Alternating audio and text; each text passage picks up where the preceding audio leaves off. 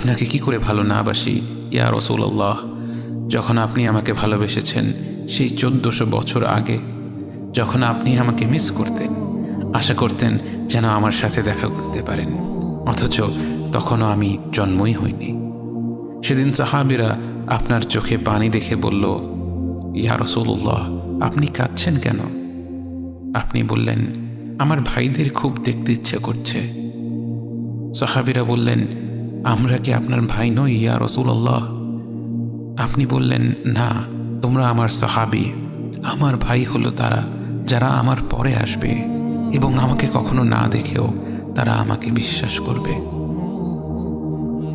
মৃত্যুশয্যায় শুয়ে আপনার অন্তরে এই চিন্তা ছিল যে আমাদের পরিণতি কি হবে। উম্মতি উম্মতি বলতে বলতে আপনি আপনার রবের নিকট ফিরে গিয়েছেন। আজ আমরা আপনার উম্মতের অংশ।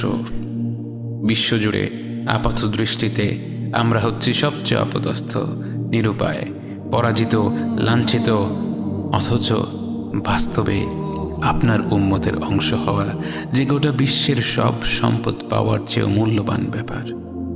আজ আমার মনে যত আশা, যত আকাঙ্ক্ষা, যত স্বপ্ন, যত চাহিদা, সব কিছু পেয়ে গেলেও নিজেকে এতটা সৌভাগ্যবান মনে করতাম না যতটা মনে হয় আজ আপনার উম্মতের একজন হতে পেরে।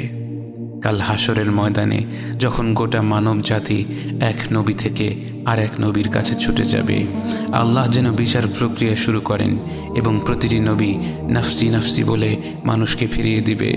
অবশেষে যখন সবাই আপনার সামনে হাজির হবে এবং আপনি গোটা মানব জাতির প্রতিনিধি হয়ে আল্লাহর সামনে সিজদা করবেন, সেদিন আপনার উম্মতের সদস্য হওয়ার পূর্ণাঙ্গ মর্যাদা প্রকাশ পাবে।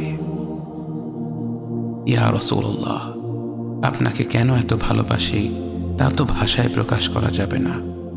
তবে যতটুকু ভালোবাসা আপনার প্রাপ্য ততটুকু তো আপনাকে ভালোবাসতে পারি না। কথায় আপনাকে যতটা ভালোবাসি, কাজে তো তেমন করে ভালোবাসতে পারি না। আপনার সুন্নতের অনুসরণ করি ঠিকই, কিন্তু ভিন্ন মতের অনুসারীদের সাথে ঝগড়া না করে থাকতে পারি না। ইবাদতটা নিয়মিত করতে পারলেও এবাদতে আপনার মতো আন্তরিকতা আনতে পারি না।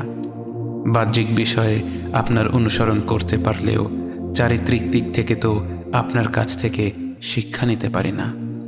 মুখে আপনার প্রতি সালাওয়াত পেশ করলেও কাজে কর্মে উম্মতে মুহাম্মদ হিসেবে আপনার সম্মানটা রক্ষা করতে পারি না। রাসূলুল্লাহ, হাবিবুল্লাহ, নবিয়ুল্লাহ, ইয়া মুস্তাফা, আমরা তো আপনার উম্মত হবার যোগ্য নই, কিন্তু আপনার রব তো সবচেয়ে ক্ষমাশীল।